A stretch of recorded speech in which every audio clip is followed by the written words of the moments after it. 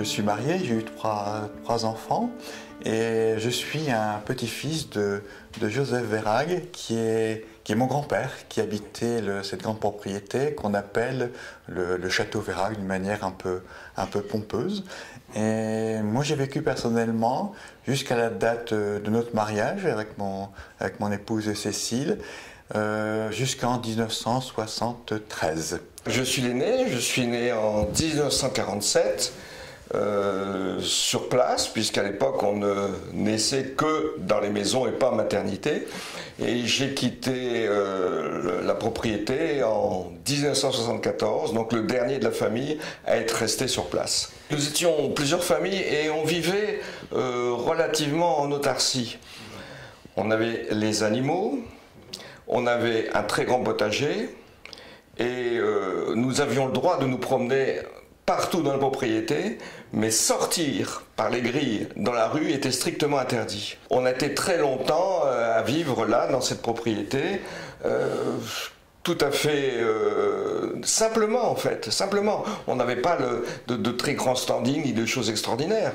Hein, nous n'allions jamais au restaurant, la vie était tout à fait différente, c'était une vie à la campagne, avec des animaux, avec les saisons qui s'écoulaient, les plantes, les fleurs, tout ça, c'était très très intéressant pour un enfant que j'étais à l'époque. Il y avait mes parents, bien évidemment, il y avait une de mes tantes qui vivait dans l'ancienne ferme, nous étions dans ce qu'on appelle maintenant les écuries, et les grands-parents vivaient au château avec une de mes tantes et un de mes oncles. Ma tante habitait tout en haut. Dans les combles qui avaient été aménagés. Il y avait un escalier qui permettait de monter directement chez eux sans passer par le château. Cet escalier qui était un escalier de service en fait. Et vos grands-parents occupaient les deux premiers étages, c'est-à-dire le rez-de-chaussée et le premier étage? Oui, rez-de-chaussée et premier étage. C'était très grand, il y avait une grande salle de séjour, il y avait une salle à manger immense où pratiquement tous les dimanches on avait ce qu'on appelait une réunion de famille, on était tous réunis. Et puis une très grande bibliothèque, les chambres, tout était très grand. Et relativement mal chauffé d'ailleurs, parce que, comme toutes les maisons d'époque, l'été il faisait bon, mais l'hiver quand il faisait 13-14 degrés, on trouvait qu'il faisait bon.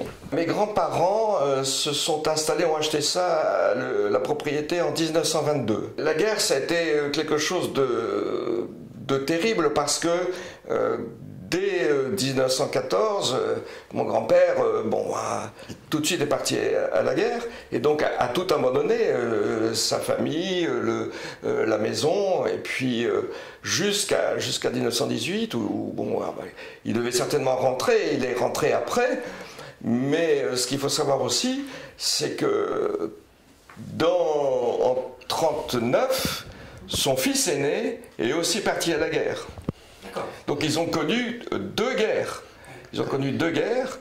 Et quand les Américains sont venus libérer, les Allemands en partant, c'était une espèce de commandanture. Hein, et les Allemands avaient leurs chevaux dans l'écurie et puis menaient grand train. Les Allemands ont occupé le château dès l'année 40, hein, de 39 à mon avis à 44, enfin à la libération. Hein. Et le château a été incendié parce que les Allemands en partant ont mis le feu. Ils avaient également une maison et de la famille à Comines, c'était chez les Le Saffre, et la maison avait été bombardée, donc il y a eu beaucoup plus de dégâts dans les maisons familiales des frères de mon grand-père qu'au château. Quand on regarde les anciennes photos, le toit n'était pas du tout comme ça, c'était des ardoises. On retrouve les ardoises d'ailleurs sur les beaux windows qu'on retrouve à l'étage, il y a encore des ardoises, des vraies ardoises.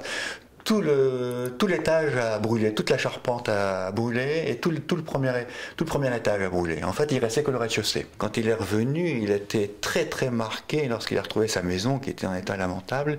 Ils ont dû tout rebâtir. On parlait très peu de la guerre. Mes parents racontaient sans arrêt qu'ils n'avaient pas grand-chose à bouffer, quoi. C'est ça. Et lorsque je suis né, il y avait encore des tickets rationnement. Donc c'était quand même des périodes excessivement difficiles. Et je me rappelle aussi que mon père disait à cette époque-là, on pouvait faire n'importe quoi, fabriquer n'importe quoi, tout se vendait. Tout ce que je sais, c'est que les Allemands ont bien profité de la cave. Oui, ça c'est sûr. Il y avait une très bonne cave et ils en ont bien profité.